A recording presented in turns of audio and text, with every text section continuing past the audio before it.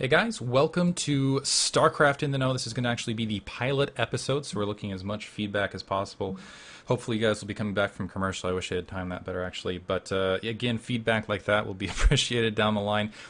First off, we know this is a completely new show, completely new idea. I actually have Moltrap alongside with me, and we wanted to go over the goals of the show with you guys so you know what to expect in the future.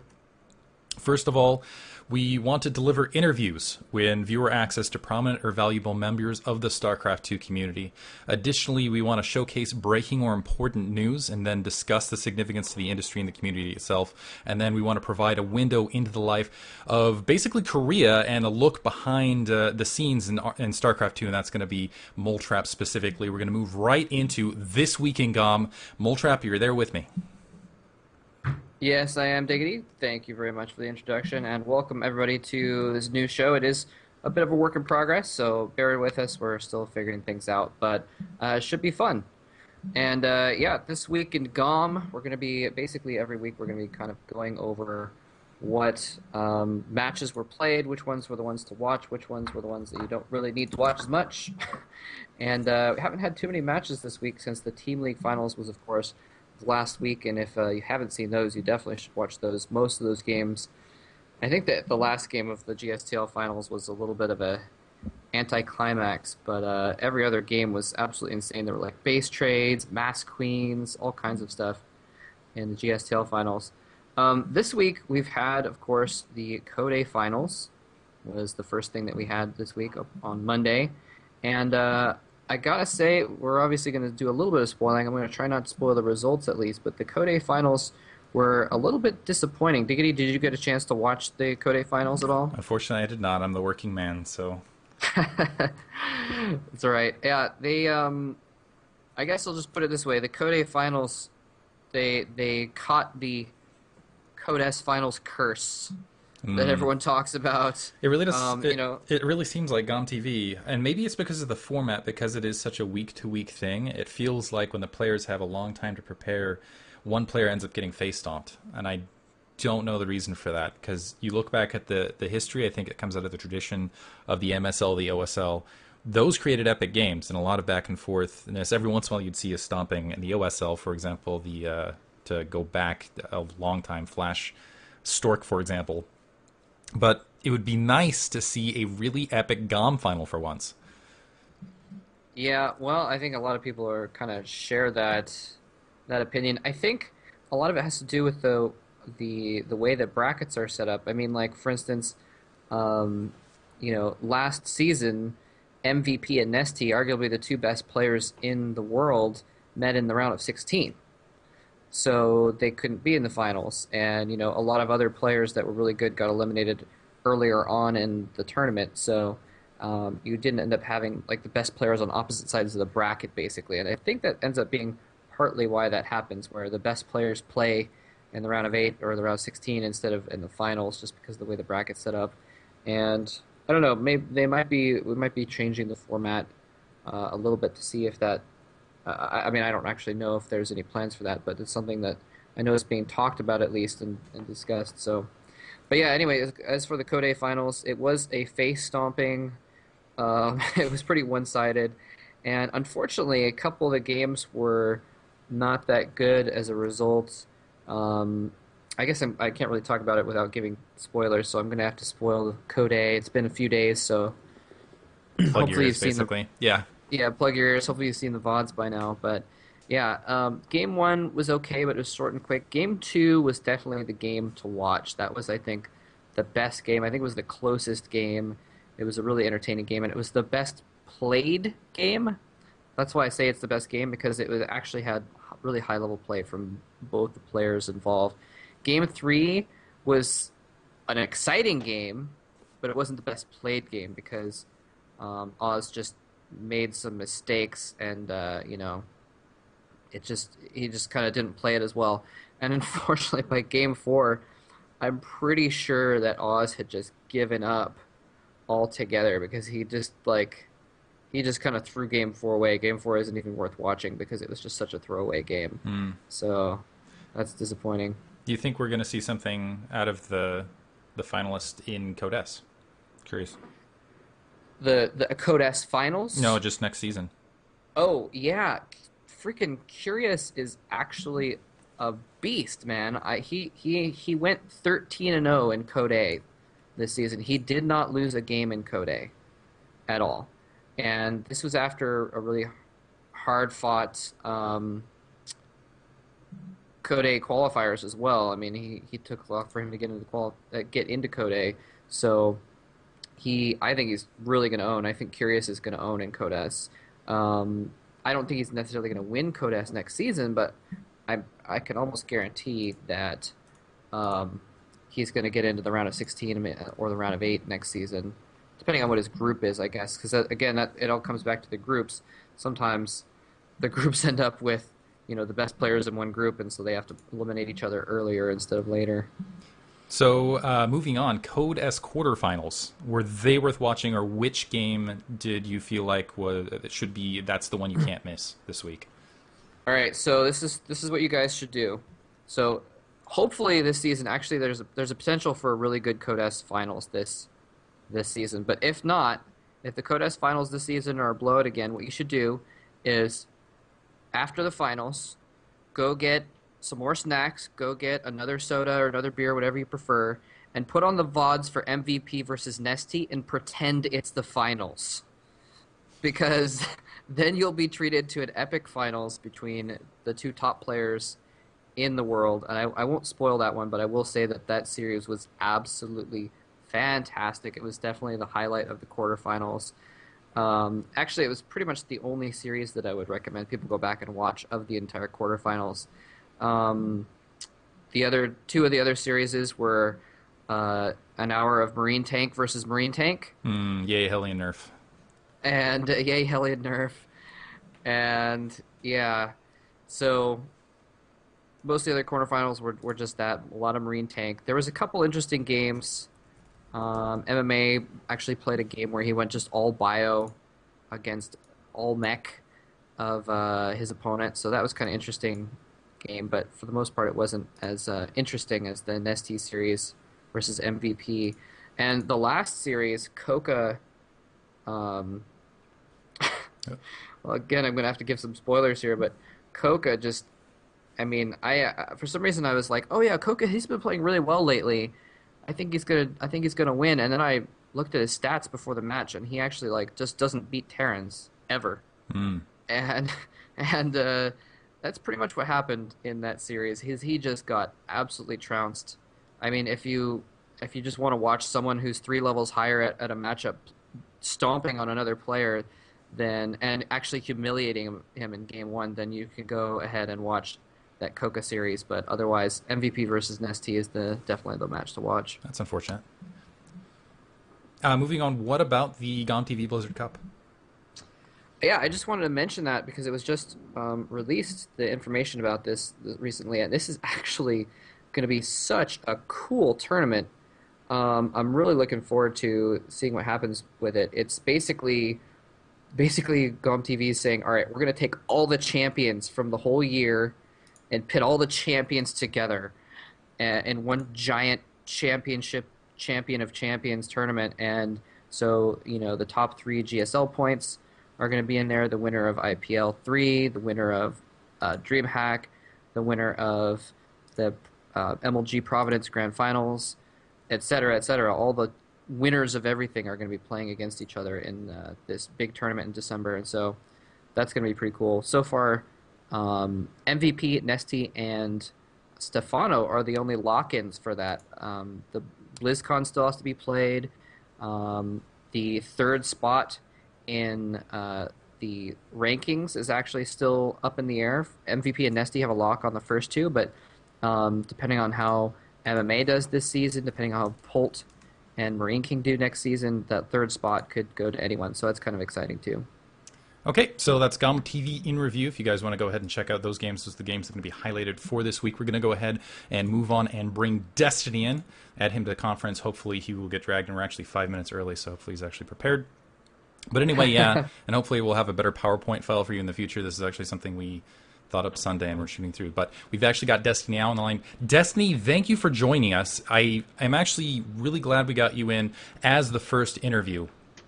And before I get started, I do want to say congratulations, first of all, in being picked up by Quantic Gaming. And that really is what we're going to try to focus basically your role in Quantic and things moving forward. But before we get into that, I really want to say you're freaking awesome. I mean, I've been following you for a while and from the shadows, and I really like the cut of your jib. You're really a free spirit. And I think one of the things that impressed me in particular most recently, and something I want to highlight, is your work with Doctors Without Borders. And I'm not sure actually how the TLO their charity drive for the exact same charity went, but $32,000 is that the correct total?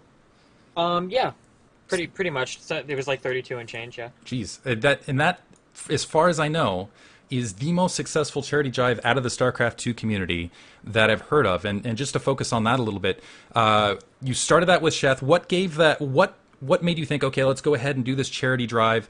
Did it meet or exceed expectations? And also, why did you choose Doctors Without Borders?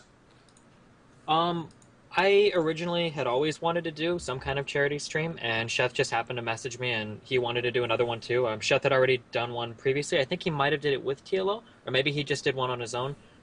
So he messaged me, and then we set it up as kind of a competition thing, and that's kind of how it took off. My original goal for it was, and I was just kind of picking numbers out of the dark. I wanted 20,000, and I mean we ended up surpassing that quite a bit, so it was pretty cool. Yeah, by a huge amount. Yeah.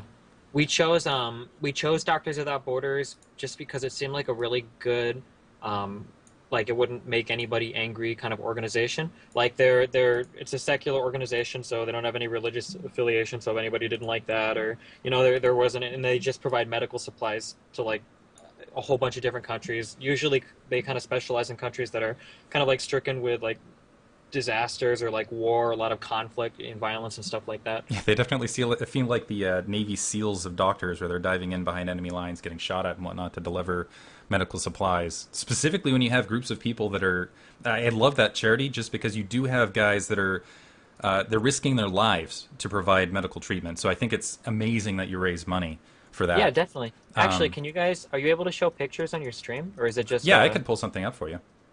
There's I'll send it to you over Skype. Somebody sent me an email. I guess he said he was a journalist in Yemen, and he just told me a couple stories about how like literally like there's like gunfire hailing down the streets, and the Doctors Without Border ambulances are like driving down the streets like picking up people in like the middle of all this stuff going on. Wow. And one of the pictures he sent me was an ambulance, and you can see the bullet holes in the bottom of the vehicle. Go ahead and let it load here. And bring it up on stream. Jesus. Yeah, you can actually see the visible bullet hole dents. That is hardcore. I love these guys. And now it's cycling through the other stuff. The council ruining esports. Moving on, though, I did want to touch on, get back to where we were in the PowerPoint, which is advanced graphics on this. I wanted to talk a little bit about basically what I feel like moving forward, and I think a lot of your fans are also concerned about. It feels like there's conflicting destinies right now. You have the Destiny who's definitely the free spirit, who's the guy who's outspoken, the guy who can't be chained really. And I'm not going to get into a lot of the things that people have talked about in the past, as far as cursing on stream or using racial slurs. That's not what I'm focusing on. But I think there's the other side of Destiny 2 that I've read about and heard you talk about, which is you're the Destiny who wants to get better, and you're not satisfied with the current level of your game. And so and I actually like that as a competitor. When I see guys in the StarCraft 2 community that have your kind of drive, that are practicing every day, and when you lose, you have that focus where you're thinking, I just want to get better, I want to get to that next level. And I think I remember seeing a post you had on Reddit where you specifically talked about that, where you feel like you're very, very good. I mean, you're a Grandmaster's level player, but you haven't really you haven't gone to the breach. You haven't perfected your play yet. And the question, I guess, moving forward is moving into a large company structure, a big esports organization like Quantic, where before you were in groups with Root. Are we going to see a nice merger between the two? And I think fans are wondering, are we going to see a domination of the free? Is the free spirit going to get pushed aside for the competitive spirit, or how are you going to balance those two moving forward? I don't think that the two are necessarily mutually exclusive. I will always be outspoken, and I'm very uncompromising in any of my beliefs, really. But Mark knows that. I mean, in Quantic. That being said, like a lot of people say, like, oh, I've got a lot of radical views. I mean, especially when we talk about things like language, like it's not really as bad as some people make it out to be. I think. I don't know. Sometimes I feel like it gets a little hyped. I mean, like to pull like one random example is like I had a big thing where some guy got angry because I defended people saying the N word or whatever. Yeah. Like of all the people that had watched me, there were a lot of people that were surprised that I was defending the use of the word because a lot of them hadn't ever even heard me say the word before, you know. So I mean, it's not as bad. Like I don't run out trying to be like as inflammatory as possible. I don't know. Sticking on that topic, I actually saw something earlier today where people were talking about news feeds, and they're actually using you as an example. And they're saying, "Oh, look how," and they're doing kind of this that stereotypical media thing, which was essentially, "Oh, these are video gamers, therefore, they're all drug addicts and failing out of school, et cetera, et cetera, et cetera, et cetera." And I feel like the frustrating thing for me in the eye of the media is, yes, you're outspoken, you have very strong views, but at the same time, you have a very strong work ethic, in my opinion. I mean, you're streaming out there every day. You're very obviously working very, very hard to improve your style of play. And I guess do you feel like will ever break through in the media, and do you feel like you're the person that would be one of the roles in kind of that role where you're changing perceptions to the world at large? In like a fantasy slash dream world, I would love to have that role, but in reality, I mean, it's a much, much, much bigger issue than esports or video games or anything like that. I mean, that's just human nature. I mean, just look at politics. People are always full of crap, and people will always be voting for people that are full of crap. I mean, seriously, it's just something that'll never. It's like going in for a job interview. Like, I mean, a guy who goes in with a bunch of tattoos or whatever could be the smartest guy in the world, but people will still pass judgment on him, instantly. I mean, I don't know. It's just I don't even like to think about how stupid people are. Moving. I consider myself to be pretty smart, and I think that most people that talk to me would kind of agree with that. So if people want to pass judgment on me because of whatever stupid stuff, or anybody in the StarCraft 2 community, because somebody has weird hair or somebody whatever, then I'm not interested in appealing to those people anyway. That's kind of the way that I look at it. To follow up on that a little bit, I mean, you were recently interviewed by like Forbes. Has anyone else approached you on anything like that? You may not be able to talk about it, but I mean, are you being perceived by the outside the community as that kind of a figure? I think it's really pick and choose. I think that you could look at me and perceive me in a lot of different ways depending on what you want to see. There's a lot of I guess it's called confirmation bias. You just kind of see what you want. I don't know. Like I said, I think a lot of it ties into things politically. Like somebody might look at Obama and see somebody who's really nice and trying to help the country. Somebody might look at him and see somebody's trying to destroy the country. It just depends on what you want to look at and see. I mean, I've had some people send me messages saying that like I perpetuate homosexual bias by using the word the FAGG whatever word. I don't know if this is supposed to be PG-13 or not. Or some people some people say like you perpetuate racial stereotypes, blah blah blah. And then some people say that I'm inspirational because I do everything from home and have a family. So I mean, I don't know. It just depends on what you want to see. Okay. Moving on, I know recently I'm thinking it was on Reddit. I'm not sure if it was Reddit or Team Liquid, but you had made a post and you were talking about currently, not too long ago, you felt like your motivation was at an all-time low. You had the stream sniping problems. You had kind of the general harassment with your stream. You weren't getting to the level you wanted to, and so you were having trouble motivating yourself. And my question to follow that up really is, what does motivate you to play? And I know different players have different motivation. For me, just perceiving from kind of the outside corner, it seems to me like, unlike a couple other guys who I think are really just doing it to be professional, you seem to really enjoy playing StarCraft 2, and I'm wondering if I'm off on that. And to hop on that is kind of a two-part question. One, what is your motivation? Am I correct on that? And two, on the specific improvement corner of that, do you think Quantic is the place to improve, and will you be able to keep motivation in the Quantic environment? I'm a very competitive person. That's always what's motivated me to play. Is I've always wanted to just be the best, I guess the best player in the universe or whatever. Like that's always my goal. I just want to be the best possible player that I can be. That's what motivates me to play. Nothing more. If I wanted to just make money, I could do it a handful of other ways, probably with a lot less work than grinding out games. The whole NA ladder has been kind of demotivational because there's a whole bunch of idiots on there that just stream snipe and cheese every game, and like it was kind of funny at first, but like at this point, like I'm playing on EU now because I can't play in North America because I don't know. Back in my day in the beta, all of those people were like silver and gold, but I guess as the months have gone on, they figured out how to reach Grandmasters. So it's kind of sad when you're getting sniped by Grandmasters players that are like telling you they're gonna rape your kid and stuff. Like it's pretty messed up. So I mean, I don't know, I just play on EU, and yeah, that's kind of demotivational. And then a lot of the stuff going on in real life, like I've had to move and a bunch of stupid stuff like that. As far as being in Quantic Gaming, they're going to make a really big announcement soon. I can't really say anything else about it, but I definitely think that being here is going to help me. A lot of the players that are on the team right now are really good. The Agnes is a Terran player that 6 and 0'd me when I was like on like a ZVT high at Capses. Like this was right after I beat Bomber, right before I beat Rain, and the Agnes came out, and I never played this guy before, and he just completely destroyed me on ladder. So he's incredibly solid. That's actually that's what Inca. I wanted to transition directly into this, because the one thing I wanted to say when I look at this team, it reminds me a little bit of Complexity a bit ago, where it's just, if you were going to invest in StarCraft 2 players, if you were buying low and looking to, and not that they're going to sell high or whatever, but if you're looking for guys that are at the potential break, I look at players like Inca, who he was part of the Green Forest LAN, which was a long time ago, took second place against Pain User there. He's one of the most talented players I've ever seen. He is yet to prove his full talent. You have Sase, who honestly, the Koreans have been talking crazy about him. They're saying this is the best foreigner out there right now. He's the guy we're putting at number 1. He's now on Quantic. I look at players like Zelnik, who I think still hasn't broken his potential. I think he's a very talented player, but he's got kind of he's got the big pieces of the puzzle. He hasn't put them all together yet. And Theognis was the other guy I wanted to point out. Theognis, the games I've seen, he's been absolutely fantastic, and I'm shocked that nobody's heard of him. I think he's one of those guys that's also going to break out. And then there's, of course, you, where I feel like once you're in a position amongst these players, I feel like the practice right there, and especially the environment you're in, I think it could be extremely beneficial. Would you? And then I know I just ranted forever, but would you agree with me on any of those points? Yeah, no, definitely. I agree on everything. I think that there are a whole bunch of underrated guys. I think that there are a lot of guys like that in the SC2 community. People who are always on like the edge, but then they never really either put in the hours or get the opportunity to really practice a lot and break through. And I feel like a lot of the people on Quantic right now are like sitting at that point. I know every player on the team. When Mark was telling me about the roster, there wasn't anybody who I was like, oh, who the hell is that guy? Like, they're all players that I know are like super solid.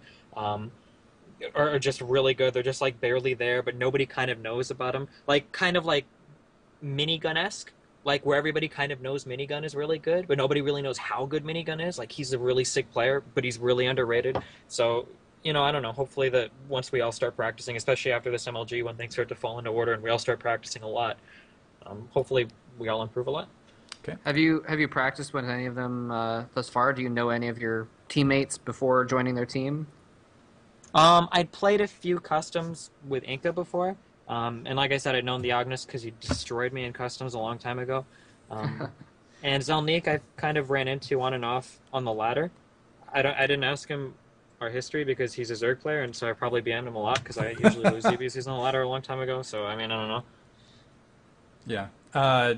The next question down, I've known in the past, and I'm sure the prior teammates and actually the guys themselves will say Inca's, he's butt heads a lot with teammates in the past. I know Sase, I've heard things about him in the background where he's a very strong personality. You're obviously a very strong personality. Do you think you guys are gonna, being as a group, are you guys gonna butt heads? Do you think you'll be able to work together? Do you think there's gonna be drama down the line, or is it all just gonna come together for kind of the good of the team down the line? I can't really speak to Sase or Inca. I'm a really chill person. I don't. It takes a lot to actually make me angry.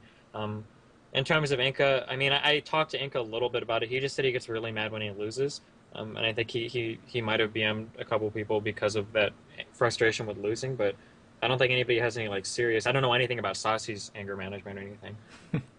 I guess the next question is there was the recent patch. Obviously, there's the hype of, and people talked about you specifically with the Infestor nerf and all the changes around the Infestor. Obviously, we've had the Hellion nerf recently, and there's been a big shift as a result in the metagame. Do you feel like, before I think people accused you of having very one-dimensional play, being very based on the Infestor style. Do you think like your style has adjusted since the patch enough to have some success at MLG Orlando? No, the previous style I was using is completely destroyed. I've been trying to. I'm pretty much rebuilding my ZVP from the ground up. Like, there's probably a few games that I played that were barely diamond level. That Red Bull LAN that I went to actually helped quite a bit. unfortunately, I wish I would have gone into the Red Bull lane with builds that I was ready to refine, but instead it ended up being like a total like revamping. Like typically my strategy before was like 44 drones into massing like some kind of an army into like crazy stuff, and now I'm playing like 82 drones and then start making stuff. So I mean, it's a Mm. lot different now. My ZVP is definitely my weakest matchup. Very, very, very weak right now. Okay, and we're actually going to transition out. Thank you for interviewing, but would you mind talking to us about? We're going to talk about MLG and IEM. Okay. All right. So moving on, first of all, MLG pool play coming up. The first group, or first two groups we should talk about. Group A, we have Idra, HeyPro, TLO, Boxer, and Drewby. And I wanted to get both your guys' thoughts on this group. And not so much to predict. I guess we'll have you predict Victor's destiny. I'm not really interested in saying, oh, these guys are going to be the winner. But and I won't do that with the rest of the groups, but this group, it looks like it's obviously Idra can really crush these guys across the board. And the other guy I wanted to comment on, or the other two guys, is TLO.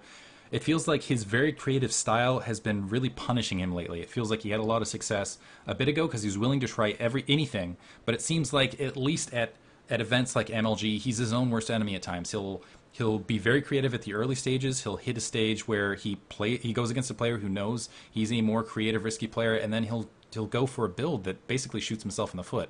And I wanted to get your thoughts on that. Would you agree with that, or what are your thoughts on TLO moving into MLG? I don't know. TLO is a really tough player. He reminds me a little bit of kind of like he reminds me kind of like Rhett in that like they kind of have their rises and falls, and their rises and falls are really dramatic. Like sometimes, like there have been points in StarCraft history where TLO and Rhett 2 have been like super on top of their game, and then there have been times where like you've gone like 2 months and it's like whatever happened to TLO or whatever happened to, you know. So I mean I don't know. It's really hard to say. Or like Dumuslim kind of does the same too. Like Dumuslim's been practicing a lot lately, and people have kind of heard more out of him lately. But for a long while, up until recently, like nobody had any idea. You know, what has Dumuslim done? You know. Yeah. Actually, I want to comment. Hopping off that point, Boxer lately, I've been reading on Reddit. There have been calls for him to step down, which is just troll posts, I think. Boxer's been struggling a lot lately, and actually the thing that sticks out in the mind the most was the NASL finals, because I think he put a lot of work into the NASL just to come out to the finals and then get dropped out and have Puma basically. I think he wanted to be in the Puma position, and I think that's really shaken him up, and I think that's been visible a lot in tournament sense, and I'm really concerned for him in this group in particular, because while he's a very talented player, looking at this group, there's a lot of guys that can beat him. A lot of guys. Yeah, I mean, especially after. Did you see how he did at the IPL? Yeah. He went like 0-10 in his group or something, wasn't it? Yeah, Boxer. He had kind of after NASL he had kind of a resurgence where he like did really well in MLG, and he beat a bunch of players and almost qualified for Code A. And I was like, oh man, Boxer's actually playing at a really high level right now. And then lately he just completely bombed the IPL and just didn't win a game basically. So that's a little disconcerting. Although I know he stuck around in the United States. He actually just stayed for MLG, so he's not going to have to deal with any jet lag or anything like that, I guess. Yeah, I hear that was actually a big effect at a lot of these tournaments, is the fact that they've had to deal with jet lag. They've come in, they play the next day, they haven't adjusted. They haven't actually even adjusted to North American server lag, and that was actually a big complaint during the NASL, the competitive scene period, is that the lag was so much different on North America than it was in Korea, and that was a huge factor. That was the argument for a huge factor in the decline of Korean play, at least during the league. I'm not sure if they've resolved that issue or not, or if the Koreans have spent more time on the North American ladder. I assume not. Oh no, they did. They resolved the jet lag issue with NASL. There are no Koreans playing. Yeah. Next season. But no, that's exactly what I'm looking for. Looking at, so Idra took IPL. This is basically a week later. Is he the guy to beat? Or was IPL just a fluke, even though he was in amongst, I would say, some very competitive Koreans? IPL or IEM? Oh, sorry. IPL. Is he at IEM? Or am I blanking here? I'm totally blanking here, aren't I? That's right. No, Idra did pretty well at IPL, but he still lost a few of his matches, though. I think you might be thinking about Idra did win Did he win? Was it IEM? I'm totally brain farting not that here. long ago. Who took IPL? God. I feel Stefano Stefano, owned thank the you. crap out of IPL. I totally just switched Stefano and Idra in my brain, and they Idra are won it. nothing like. It was IEM. It was Okay, IEM. thank you. That's what it IEM. was. Yeah, it was the IM. IEM is he? God, is he the? This is what happens when you get 12 hours of sleep in 4 days. Is he the man to beat though? Moving in, is Stefano the man to beat, or are you going to be counting on a Korean to be there on the main stage? I don't know. Stefano is just really good. He just plays really smart, and I don't know. I hope Stefano does really well. Idra has definitely stepped up his game recently. I mean, it seems like for a long time he just didn't practice and didn't care, but it seems like as of recently he's taken a lot more. He's putting a lot more effort into his game. His attitude has changed a lot in games. I know casters love to point out all the time, like Idris hitting a lot of points in his games where he messes up or he gets behind, where before he would have left, and now he's actually fighting back and taking wins that maybe he shouldn't have won. I mean, I don't know. I mean, Idris made a lot of improvement, I guess, both mentally and as a player. And Stefano, I mean, everybody knows Stefano's just such a good player that I think it'd be really cool to see him do well at MLG too. You know, it's funny. I actually don't do Idra replays that I find online because one thing I appreciate about Idra is he keeps his replays to himself. Generally, he doesn't feel like the necessity to post a replay of him beating someone online. So you can almost guarantee if you're gonna find a replay of Idra online, it's gonna be of him losing in an off situation, which I find very frustrating, and I think people give him a little bit more flack than he deserves, but I guess he kind of attracts that sort of attention. That's a bad note to final thought on, but moving forward, Group B, Kiwi Khaki, Bomber, In Control, Chef, Puma. And that looks... that's going to be a fun group, I think. Personally, I think that Group B is going to be the group where it's most likely that the champion's going to come out of, mostly because of Bomber and Puma in there. It's kind of funny because I remember hearing people talk about the last MLG, and they specifically were saying, okay, well, if Puma meets Bomber, Puma will beat Bomber, and that will be it. But otherwise, Bomber's just going to shoot through everybody. And I'm almost curious if now, 3 weeks later, if we're going to see that exact same, or a month later, if that's going to be the exact same case. We'll see if Puma, in group play, can push through Bomber, knock him out early, or if Bomber's just going to sweep everything all the way up. Yeah, I don't know. That'll be interesting. I would definitely say Bomber and Puma are the strongest in the group, though. And then Kiwi's always kind of a wild card. Yeah. Moving on, we have Slush, Rhett, Rain, Machine, Hangun. I do want to point out Machine. He's a friend of mine, and so I'm secretly a total Machine fan. Well, not secretly. I'm openly a very big Machine fanboy. I'm surprised I'm just going to go out and tell everyone on stream that I'm secretly a Machine fan. I'm secretly a Machine fan, everybody. No, I love Machine, and one of the reasons he's a very intense player. He's very dedicated. Notwithstanding, not talking about the level of talent in this play, I think for both him and for Rhett, this is a pretty big MLG. He's been clinging on. He's been in group play forever, but he still hasn't gotten... I mean, people look at a player like Machine, they say, well, yeah, he's going to be showing up, but he's not going to take a victory. And I think they've been saying similar things about Rhett, where, like you said, going in, TLO and Rhett, they're the guys that have their ups, they have their downs. But Rhett has yet to take something where people go, yes, he is the best player out there definitively right now. And I think this is a huge opportunity for him. I'd agree with that. Yeah. Yeah. I need to start making definitive statements so you guys can actually... Looking at Group C, I think it's actually kind of one of the weaker groups. It might even be the weakest group, although a lot of people did underestimate Slush, and he did really well last MLG. But I think that could be a group that Rhett could dominate, depending on how his ZVZ is right now, because Rhett, like Destiny was talking about, he does have his ups and downs, but he's on an up right now. He's actually been playing really well lately. So Rhett, on a good day, at a good time, on an upswing, he can easily take out Slush and Machine, I think, and I think he can beat Hongen and Rain also, because I would regard them as not the top tier of the Korean players also. So I think Rhett could easily take that group, to be honest. Okay. Possibly. One thing I want to throw out real fast is Slush is really, really sick, really underrated, and probably one of the smartest players I know.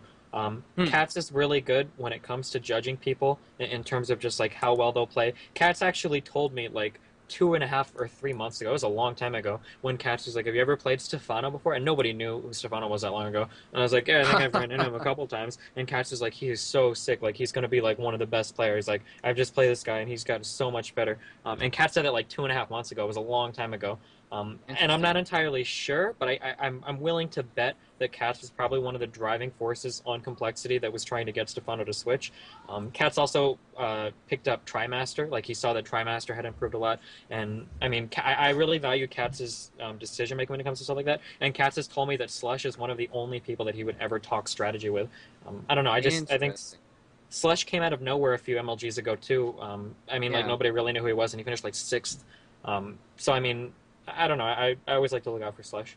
Okay, and in Group D, we have, of course, Huck, Hero, Tyler, MC, and July, which I think is another really fun group. Yeah, why'd they put all the Protosses in one group? I just hate So Protoss. now I get to listen to Protosses complain about being underpowered because of bad tournament results because they all get stuck in the same group and they're all going to knock each other out. It's horrible. Absolutely 100% true. Looking at this group, though, I got to say July's been somewhat quiet. MC has been somewhat quiet. And this is actually one of those. MC's been somewhat bad. Yeah, I think MC's always been bad. Really? Yeah. Can you elaborate on that? I've never liked. I don't know. MC's never done like anything really awesome. I'm gonna get a lot of flack for saying this, but like MC's always been about like 2-base timing attacks or kind of 3-base and big stuff and like force field abuse. Oh yeah, like, I agree with that. I don't think I don't have. Has anybody ever seen a game where like, holy shit, I can't believe like MC did that? Like that was so cool. Like the coolest thing MC ever did was cancel the Nexus in 5-gate. You know? Yeah. So, like if you really think about like what did MC do? No, you're absolutely right. Whereas if you point to any other like really cool high level products, like I love to point to Kiwikaki all the time. Like Kiwikaki's game 2 against Stefano in the IPL, like that was insane. Like I don't know. Yeah, it's just my personal belief. It felt like when MC versus July, I remember seeing those games, it felt like all that happened was July prepared his style and MC had a spy in the ranks, it felt like, and just had the perfect counter style. It wasn't like it was long macro victories. He just destroyed him off essentially 2-base play. Yeah, that's actually a really good point. Destiny, you were a Brood War fan, right? Very lightly. I don't know very much about it. I followed it very, very little. Okay, I've just... Well, I think that Brood War fans tend to be a little bit more spoiled about expecting things that you were talking about, like expecting those really genius moments. And I think that's why a lot of people for a long time have been saying that same thing about MC. I've been kind of thinking it as well. You know, he's solid, but he doesn't show any brilliance ever, and that's why a lot of people have kind of actually been expecting him to kind of fall from grace for a while, now that other people are stepping up their games and raising the bar. So I would have to agree with you. I think that for a long time, Protosses, and this kind of goes off on a different thing, but Protosses, like, MC kind of led the way for, like, the brainless, like, 2-base timing attacks into all that whatever jazz Protoss style. And what I think Protoss has really been missing are really inspirational people like White Raw, just thinking a little bit outside the box and trying to find answers that aren't just, like, 6-gate. Or 6-gate Robo, or, you know, like, stuff like that. Like, it just gets... Like, I mean, you can do that, you can do it really well, and at one point, I guess you could do it well enough to be a GSL champion twice, but I don't think that, in these days, I don't think that kind of style of play is going to get you very far anymore. Now you're seeing a dominance in Protoss players that are playing more for the long game, like Protoss players that have an end game in mind, rather than Protoss players that are trying to end the game before the 15-minute mark. Yeah, I definitely think we haven't seen everything out of Protoss, especially with a lot of the unit... I mean, I remember listening to White Raw right after he at NASL. We actually got him in a back room, had an interview, and we're like, "Hey, are you planning any? You know, it's the standard quote special tactics. Are you doing anything like that?" And he's like, "Yeah, I'm going to try sentry drops and back lines like that." And I'm like, "Oh wow, that would be really impressive." And then we saw a little bit of a surgence of that. I haven't seen it recently, but yeah, I totally agree with you. I'm looking for Protoss to settle more back. I feel like it's almost like beta phase, if that makes any sense.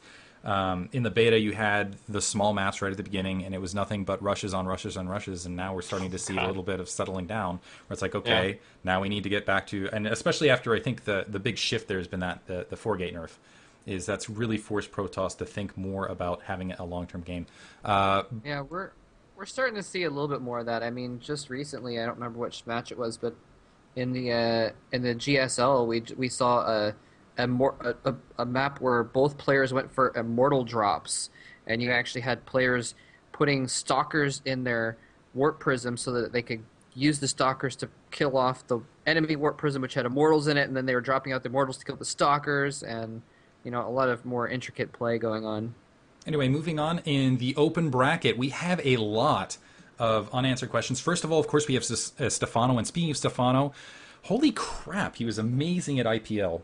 The thing that really impressed me about his play is his ability to know precisely when to build drones, and his ability, his defenses were just amazing. And the thing I couldn't believe is he would be defending, and where I've seen other Zerg players just pumping nothing but Zerglings or Hydralisks, he seems to know the exact amount of troops he would need on those defenses and stop and immediately transition to drones before the fight was even resolved. I was extremely impressed by his play, and I think that's at least in recent history, that's the best I've seen it. Do you think he's... Go ahead. Sorry, that's that's like 100% right, and that's the coolest thing about Stefano is like the biggest problem with Zerg, or at least my biggest problem, and I know a lot of even top Zerg's biggest problem too, is you always run the risk of getting knocked out like to just really stupid builds or just really stupid stuff or early stuff that shouldn't really kill you. Like a couple MLGs ago, that Slayer's build took Idra out in a best of 3 2-0, just that blue flame Hellion drop on the Marines and just really dumb stuff like that. It seems like Stefano just has. I don't know if he has like production tab hack or what's going on, but like he just he plays like a Terran or a Protoss, and that like, man, I just pressured him and it didn't even matter because he's still droning up and he still made just enough to survive. It's almost like throwing stuff at a Terran wall. Like they're still going to be making SCVs. You're not going to affect him that much, and that's what it seems like sometimes in watching some of the Stefano games I played. Like, man, he just did that Roche thing all and he held it off. If I was in that position, I would probably be counterattacking right now. Not because that's my plan, but because I made so much shit to cover the opponent's attack that now I have to counterattack. Whereas Stefano has like 2 lings left over from like this epic battle, and he's just going back to droning. It's just, I don't know, he has such good sense when it comes to surviving stuff like that. And I think that kind of solidness is the most important thing a Zerg needs to carry them through the open bracket. So I wouldn't be surprised at all to see Stefano sail through the open bracket without much of a problem. Other questions in the open bracket? Real quick. Go ahead, actually. No, actually, real quick. I'm curious what you think. As a Zerg player about Stefano's style of going for like early ling upgrades and just going for like mass lings into like just well upgraded lings mostly into Ultralisks late game. Is that something that you've seen before, that you've done before? Because it seems like it's kind of new on the from what of the games I've seen at least. I've always done heavily upgraded lings and infestors into Broodlords, not Ultralisks, but I only do it ZVT. I know that he does. The stuff that he does looks pretty similar to that, except he favors Ultralisks. But yeah, I mean, I think it's good. I mean, I do it, so I think it's good. Yeah. I remember seeing it on Mr. Bitter stream quite a while back. I'm actually surprised that it's not a more widely utilized style. And I was actually really surprised when everyone was like, "Oh my goodness, this style, we've never seen it before." Because I've actually seen it quite a few times. But he's definitely executing it better than anybody else. The way he's executing is a little bit different than we've seen before, I guess. Is what I meant. But yeah, I remember watching games with Damaga going, really early speedling upgrades, 6 months ago even. So it's not a new concept, but he's just executing in a different way. Yeah. The only problem with that style I've seen in the past is, and I guess this is the next question, is Terran specifically moving forward, are they going to start moving to more drop heavy play? Because that's been the counter in the past, is just drop all over your opponent if they don't have control. But I think that's going back to the point you mentioned, his map awareness and his ability to defend has been impeccable. Do you think that's going to carry through here, or Terran's going to wise up?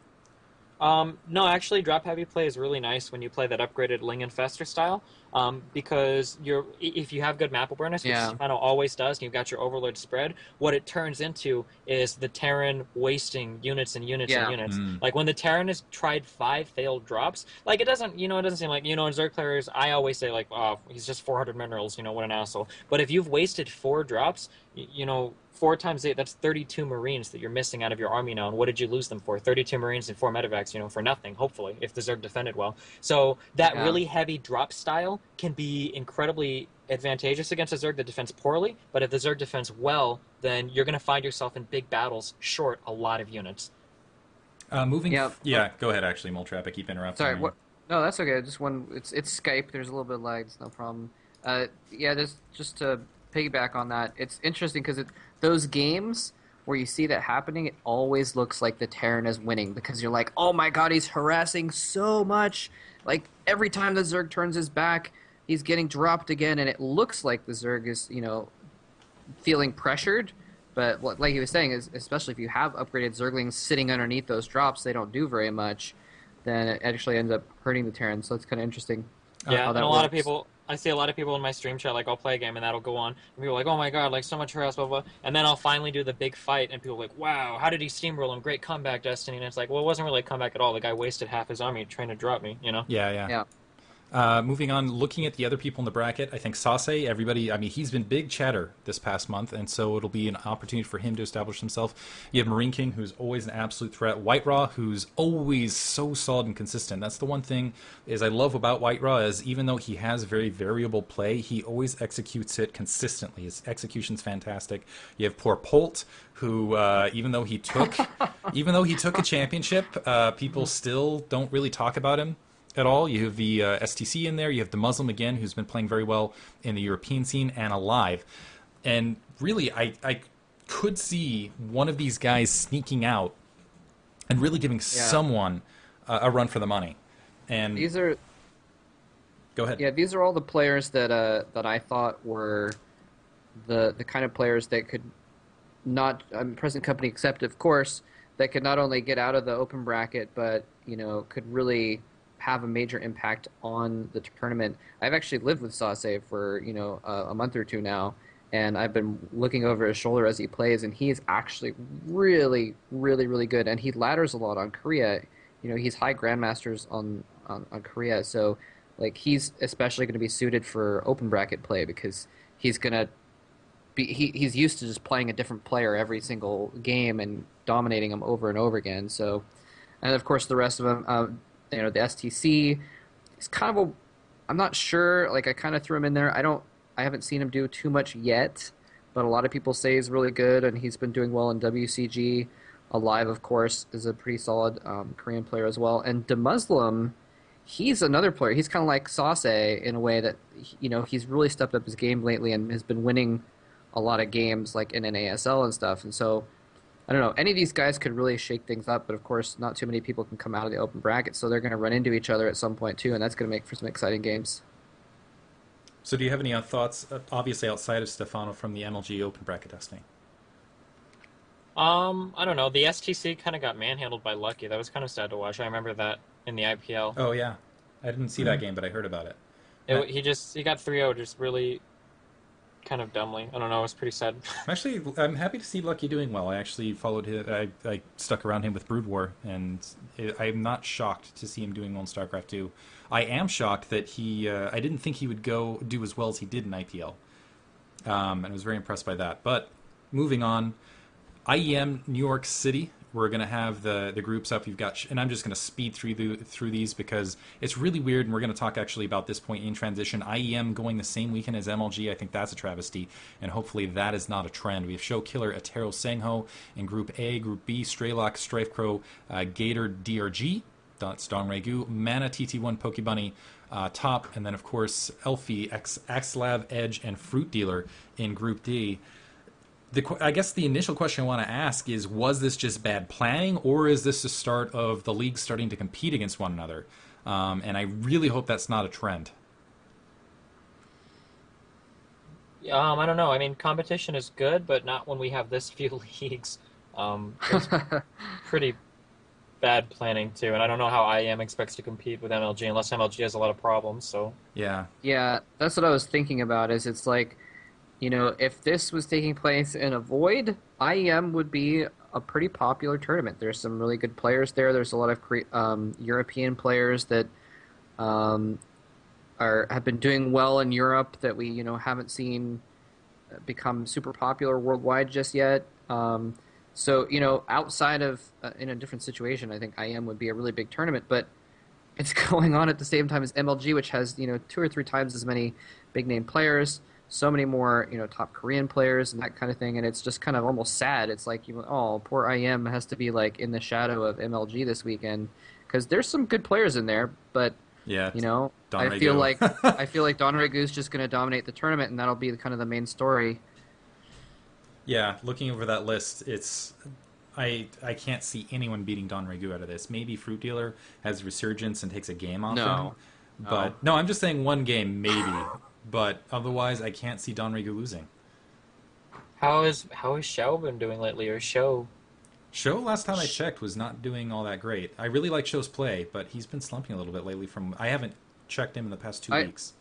I I was just hanging out with Sho a couple days ago. He's been improving a lot since his time in Korea. So like you say he's been slumping, but that was kind of before he came here and trained for a month and a half. So he's actually really improved his game a lot Okay. lately. I still don't quite think he's gonna be able to beat Dongregu or Top or anything like that, or probably not even Songho, but I do think he's picked up his game a lot. I want to give him a little bit more credit than that because I think he's probably going to take second in that group. I'm pretty sure he's better than Killer and Ataro right now. Although I don't know too much about Ataro, so I can't speak too authoritatively. But yeah, I mean, Sho is number one in his Masters division in Korea, so he's no slouch. I actually really like Show's style of play as well. I've been really following him for a while. I wish I had kept on top of him, or I had time today to look over the past 20 games he's It's played. Sho, it's strange to watch him play. It's the weirdest thing because he plays so slow. He has the lowest APM of any program I've ever known, and you're like, I mean, if you just like watch him and you don't watch what he's doing, but you just like watch his hands moving, you feel like, oh, I'm just watching like a silver leaguer who doesn't know what they're doing and doesn't know what hotkeys are, and doesn't know how to move their mouse. And then he actually beats Grandmaster Koreans, and I'm like, wait, how did that happen? Like, he's just very methodical about it. It's just kind of strange. Oh, hey, somebody, my little information guy, just messaged me. Apparently, I Am New York is always scheduled around New York Comic Con. Oh, it's scheduled around New York Uh, Comic Con. That's unfortunate. That's really Yeah. unfortunate. That just flat out sucks. But Shout talk. out, shout out to Kyle for pointing that one out. Okay, sorry. Yeah, no, that's actually really helpful information, knowing that. But oh, go ahead, actually. Go ahead, Moltrap. oh, I just said there you go. But Yeah. yeah, I guess just to reiterate that point, it is interesting that I mean, I mean, if you think about it, let's say IM didn't want to conflict with MLG, so they wanted to change their schedule. Oh, well, they could have done it last weekend. Oh, nope, that was IPL. Oh, they could do it next weekend. Oh, no, that's BlizzCon. Oh, they could do it Yeah. the previous week. Oh, no, that was GSTL finals. But Um, BlizzCon is overlapping with the ESWA or whatever, isn't it? Or the EWCA? I don't even know what it is. The oh, tournament, the probably, tournament in France. Yeah. Like probably. BlizzCon will probably dominate that because all the viewers will be at BlizzCon most likely. Well, a large Hmm. portion of them, in my opinion. I didn't even know that the ESWC was going on, to be honest with you. I did want That's to how com- in the shadow it is. I do want to comment though. It's been a crazy September and a very crazy October as well as far as events. It just seems like it is starting to get really to the shotgun level where it's just one after another after another. It almost feels like every week we have a new champion, and I think that's why my brain completely locked down. Um, I, Or what did Idra win? yeah, what did Idra win? I'm like, did Idra win at IPL? No, Stefano won IPL derp. Um, but like ultra derp there. But yeah, it just feels like there's just so much stuff going on. My concern right now is that there's just so much going on. There's so many different champions being crowned. It seems like on such a fast cycle that there's a bit of viewer burnout. Like I work a full-time job and then do commentary and then stream just for fun at night. I'm having such a hard time keeping up with everything, even the really high end events. And I like the competition because things have just gotten fancier and fancier, but I'm wondering when we're going to hit that bar where this is really amazing, and now we're starting into the razor blade issue, kind of highlighting the MLG. We're going to have 10 casters and we're going to have 5 simultaneous streams. It just seems a bit like, or is it 10 simultaneous streams? However many simultaneous streams, it just feels like the razor blade problem, or the old, they actually had the back history trivia for irons, for clothing irons. They actually had to make rules about how many holes you were allowed to have in the iron, because people just started advertising more and more holes and making them smaller and smaller. And eventually, now it's just a stupid rule where you have the flat set amount of holes in an iron. And I know that's completely non What? sequitur. I know, isn't that just stupid and weird? It's the same thing with Wait, razor blades these days. But it seems like that's kind of the level right now. Is there's so much going on. My question is when it will be enough, and when will we see kind of a stabilization of the leagues, and are they going to find a niche, or are we just going to have one winner?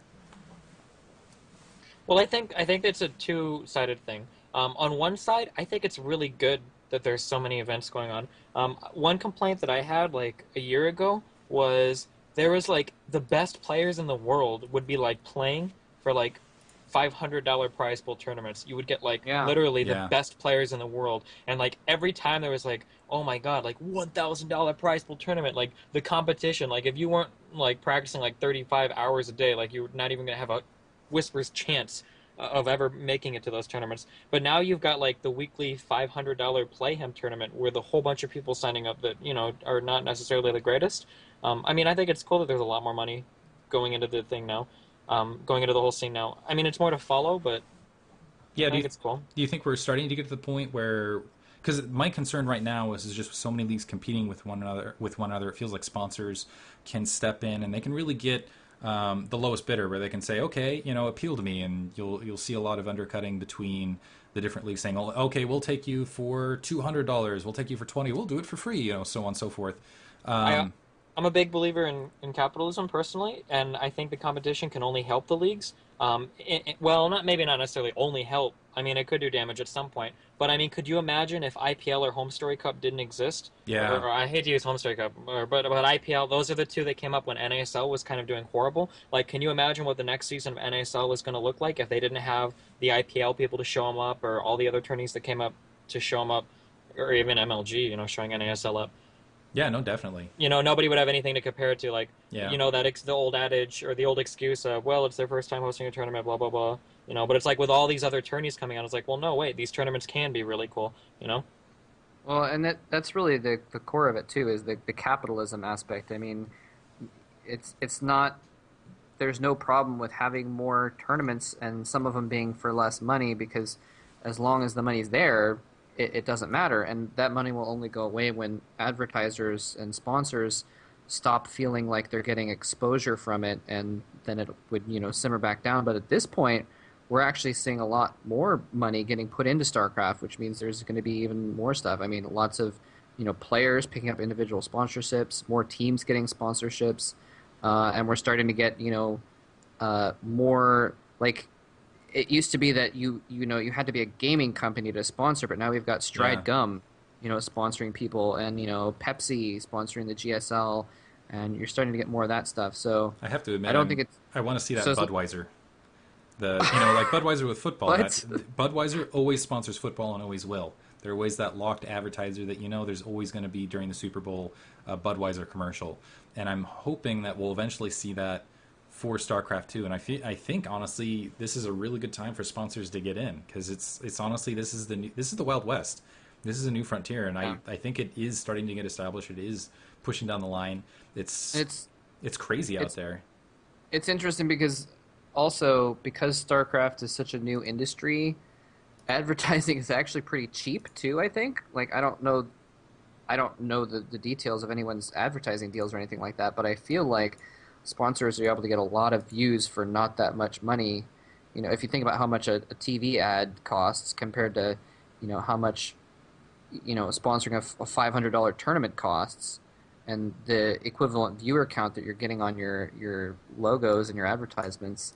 I don't know. It's kind of interesting. So yeah, a lot I'm more all people for are that. getting into it Yeah. because of that. Anyway, I I want think to go ahead. Actually, Oh no, I was gonna say I think I'm grossly underpaid. I totally agree with that. No, but I was we're gonna. Yeah, that's actually the one thing I'm hoping for eventually is that players really are paid, and that's actually the thing I've always been fighting for, is that we'll see a time where on these teams there is real competition between the teams, and that they can make a legitimate salary. It's not just the Idris, it's not just the Hucks, and that They might need to. I don't know. It would be really hard to do stuff like that too without open contracts, though. But I don't know. yeah, maybe one That's day. a whole other kind of issue. Yeah. Anyway, we actually ran with you a little bit later than we intended, so I wanted to go ahead and wrap everything up. So closing thoughts, granted, this is totally work still in progress, guys. We really rushed this out, which is why we have, and this is definitely more intended to be a listing podcast than a viewing podcast. Obviously, we've been amazing graphics, just absolutely fantastic. But for feedback, go ahead and email us at starcraftintheknow@gmail.com. You can Twitter at SCInTheKnow. I'm going to go ahead and look at the Twitter feed just for some closing questions. And Destiny, thank you for being on. Do you have any closing thoughts that you would like to get out? Shout outs to Quantic, etc. while I pull up the questions from the Twitter feed. Shout out to Cloud9 Labs for moving my website to quantic-destiny.com, and shout outs to Quantic Gaming for picking me up. Everybody look to Quantic Gaming at BlizzCon for their big announcement. Okay. Big announcement. Ooh. It feels like there's also, that's kind of going back to the Razor Blade issue. It seems like the standard way to do things, I'll blame Control for this, now is the announcement of the announcement pretty regularly, which seems just hilarious. It's like now it's pretty regular that you go announce something coming down the line. Anyway, getting to a question from the Twitter chat. We have DNA 61289 asking why you never use a macro hatch. I do in ZVP now, but in my other styles, it just doesn't fit my style. Another question down the line, from Captain Jolly Roger. Do you plan on attending more tournaments now that you're with Quantic? Are you going to be more opened up to do so? I've only missed one MLG so far, so I mean, yeah, I'll keep going to tournaments. Awesome. Do you actually, moving forward, do you think now that you're with Quantic that you're going to have a much better showing? That you're going to be able to have that breakthrough moment here? Being on a team has nothing to do with it. Being able to practice more has everything to do with it. So hopefully I'll be able to practice more with better people. Yeah. So hopefully, yeah. Yeah, that's basically the connector is are you going to be able to get the more quality practice out of the group of people at Quantic rather than not, I guess, is more the... Yeah, I think so. Okay. I've got another question that on Twitter here that I have a kind of a follow-up to. Someone said... someone wanted to know if you had any plans to go to Korea in the future, and kind of to piggyback on that, part of the reason why people have teams is because teams send them places. So are you planning on going to tournaments outside of the U.S. at all? I'm really torn on it. It's something I have to think about a lot. I would love to go to Korea for a few months, but being away from my kid for a month was horrible, so I don't know. I mean, when they're that, like, he just turned, like, 7 months, like, Oh, 2 days Congratulations, ago. by the way. Yeah, so being away a month, like, they grow so much. Like, it's insane coming back. I don't know, it's really hard being away that long. Yeah. that's a really hard time to be away. I think I was away from my wife for like 3 days for, I don't remember what event, and I fell apart. I didn't think it would be that bad. I really missed my wife. It's hard. Yeah. Well, yeah, but I mean, I don't obviously don't have a kid, but a friend of mine had a kid not that long ago, and I spent a lot of time with them, and he's right. Like, in the course of a month, they are a completely different person, a completely different animal after just a month, and it's like... Oh, yeah. And the way that they act and miss a their lot. personality and everything develops so much so quickly, too. Yeah. Anyway, thanks for having you on stream. We're actually going to close it down right there. Thanks, everybody, for tuning in. Hopefully, in the near future, we'll be able to improve things. Obviously, running into each other, we're going to have to figure out some sort of ping thing in chat to do the... It reminds me of the old vent days where you had basically a half a second of lag, and so you were always talking over one another. Which, yeah, just big issues. But yeah, thanks everybody for tuning in. We're going to go ahead and work things out. If you're listening to the podcast, wherever I got it out to you guys, thanks for tuning in. This is basically what we're gearing it towards. Destiny, thank you for coming on, actually, and this has been a fantastic first interaction. Very much appreciated. Yeah, thanks. Yeah, it was great having you. And again, remember, everybody, we are going to be making this a regular show. So I think at this point in time, we're planning on doing the same time, same day next week, and on in perpetuity. As far as things go, we might move the schedule at some point, but for now, we're going to plan on doing this again next week. All right. So I'm going to go ahead and shut down the stream and move on to my regular nightly thing. Thanks everybody for watching.